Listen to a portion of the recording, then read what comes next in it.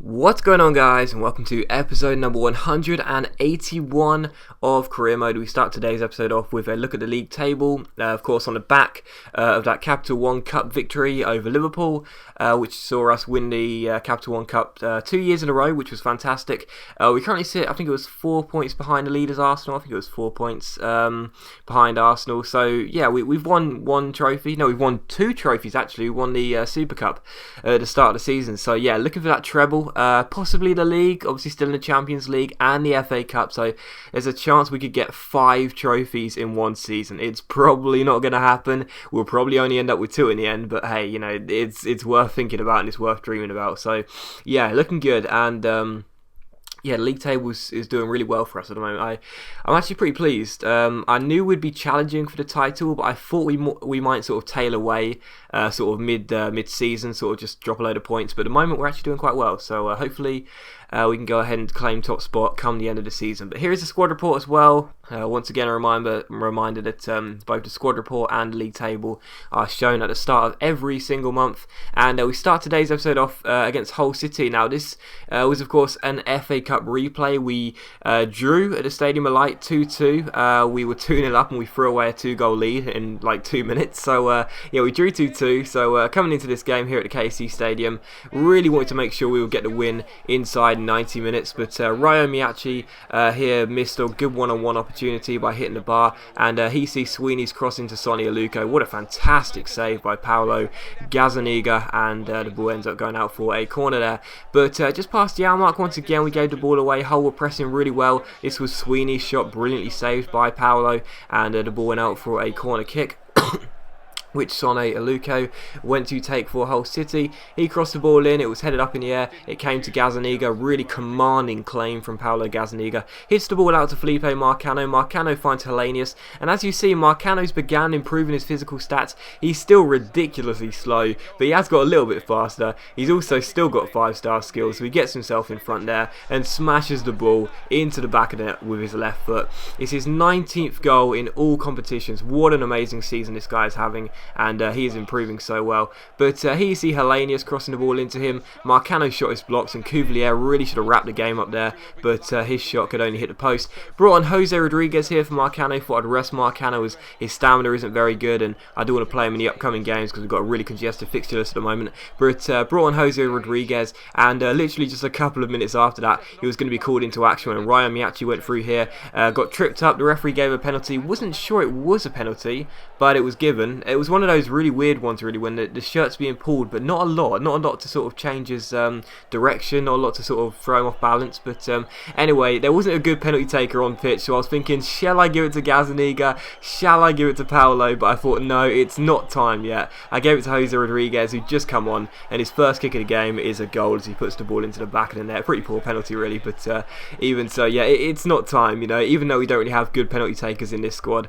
it's still not time, you know. Paolo, I want Paolo to score, but it's got to be an important goal, you know. It's got to be a penalty shootout, or it's got to be a 90th minute penalty when we're 1-0 down or something. So yeah, it's not time yet. But anyway, Hellenius scores here. Watamelio, who's been pretty disappointed for us since I think he's the regen of Iron Robin, right midfield, pace, Dutch.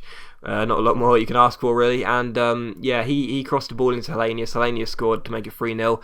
But Sonny Aluko, the former SPL man, before making a trip down south, made it 3-1. But that is how the game finished. So yeah, Sunderland 3, Hull 1, through to the quarters of the FA Cup, which is fantastic. And we will be taking on Spurs in that game. So look forward to that. But the following game was against Aston Villa at the Stadium of Light. And of course, like I said, with a congested fixture list, we were really trying to rotate the team around a bit. I think we had like 4 games in 6 or 7 days, which is a lot. So yeah, we had to rotate the squad around quite a lot. So we did have a first team in this game, but of course in the whole game we had to rest a lot of players, and you'll see what happens in the weekend in a bit. But Ronaldo gets us off to a good start here in the 20th minute. Dribbles past his man. It's a really easy finesse shot into the bottom corner. No chance for a Choa. It was such a slow shot, you know, but right into the bottom corner. corner from close range, and the Mexican keeper has no chance. But he see Jack Hawk find Gary Gardner. Nice 1-2 between the pair, and Grealish's header. What a great save that was by Courtois. Fantastic dive to keep the ball out, and yeah, the game finished 1-0. So only one goal. It was Ronaldo's goal, and yeah, just very pleased to get that win. We like I say, these are the games where we just have to see them out. You know, it's a really tight game, not much in it, but we get ourselves ahead, we hold on to the lead, and like I say, if we want to be league champions, these are the sort of games we need to really step up in and play really well. Even if we're not playing that well, still get the 3 points. That's vital. You know, the 3 points is the most important thing, of course. And yeah, a 1-0 win. But anyway, yeah, here we see a scout report, 2 scout reports, one in England, one in Ivory Coast, of course. And yeah, it's just, you know, there's a couple of decent players, as you'll see here. I think I actually signed this guy, yes I do, and wait for the rest of them, but even so, there's not that great players, and I'm going to try and improve my scouts in the summer. Might splash the cash on some really good ones if there are any available. But anyway, James Ward-Prowse comes to us and says, "You're thinking of playing Gape instead of me, boss? Are you sure that's a good idea? As I feel I can make a big difference if you put me into the starting squad." I was like, well, okay, that's a big claim. I'm still going to play Gape because I love him, but I thought, okay, I'll play you in CAM and see how you do. But yeah, taking on Bolton, as you can see here, I had to rest a few players here at the Reebok Stadium because of this congested fixture list. But yeah, we took on Bolton, and yeah, I don't know how Marvin Tordell was onside here, but he was. Tordell was onside, Courtois caught the ball, and the referee gave a penalty, so I thought I got hit with a double whammy there. First, the fact he wasn't called offside, maybe he was onside, but I don't know how. He looked like a complete mile offside, and yeah, I didn't think that was a penalty myself either, but it was given. Tordell stepped up and unfortunately hit the ball off one post and into the side of the other side. Into the side netting of the other side, that's better. So yeah, 1-0 to Bolton. Really frustrating. That's happened a lot for me. The ball's hit one post and gone into the other side of the net. That's just really annoying. But anyway, here you see James Ward-Prowse play through Wakaso, and of course Ward-Prowse did want to start in this game, and we gave him that starting place, and he was performing well. He got a fantastic assist here to play through Wakaso, who got the goal. Here you see Cagliari free kick just before half time, straight into the wall. Bolton failed to clear it. Came to Cristiano Manini, my centre back, going on a bit of a skill run. Chested the ball down really well. Bolton failed to clear it, came to Wakaso, and what a fantastic finish on the turn. Serious shot power by Wakaso, and the Ghanaian made it 2-1, his second goal of the game, to put us in front here at the Reebok Stadium for the first time. But he see Bolton coming through here, Marvin Tordell's volley, great save by Courtois, and then he and Manini get in each other's way, and Tordell can only hit the post. That was hilarious, man. I wouldn't have been laughing at the ball gone in, but even so.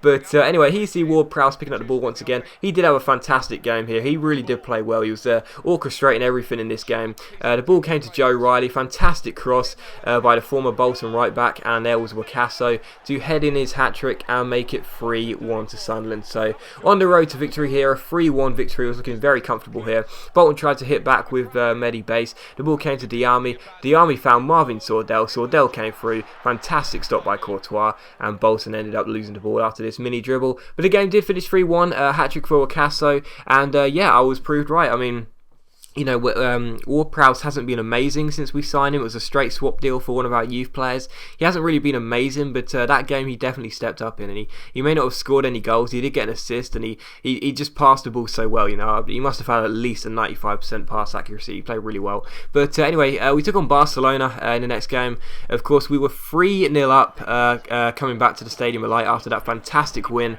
at the Nou Camp. So was obviously feeling very confident about this game. But we were going to be under the cosh from the first minute. Barcelona weren't going to lie down, and they almost scored there with Cesc Fabregas, and 10 minutes in, Fabregas once again came forward. He found Lionel Messi, brought out Courtois. He wasn't quick enough, and the Argentine fired the ball into the empty net. So Lionel Messi gave us a real scare here, but they didn't really step up until the hour mark when Fabregas came through once again. Fabregas played the ball into Lionel Messi, Alexis Sanchez kept himself onside, but what a fantastic save by Courtois to keep the score draw at 1-0. Had that made it 2-0, things would have been very nervous for us. But because they didn't score, they barely pressed after that, and Ryan Miyachi almost sealed the tie-up here with a fantastic run, but he could only chip the ball over the bar. So 90 minutes played, 1-0, we were going through, and I thought just for style, I'll let fly with Felipe Marcano, and how unlucky is that? Just wide. What a goal that would have been. Definitely his best for us, but unfortunately he put the ball just wide. But did finish 1-0. We are through to the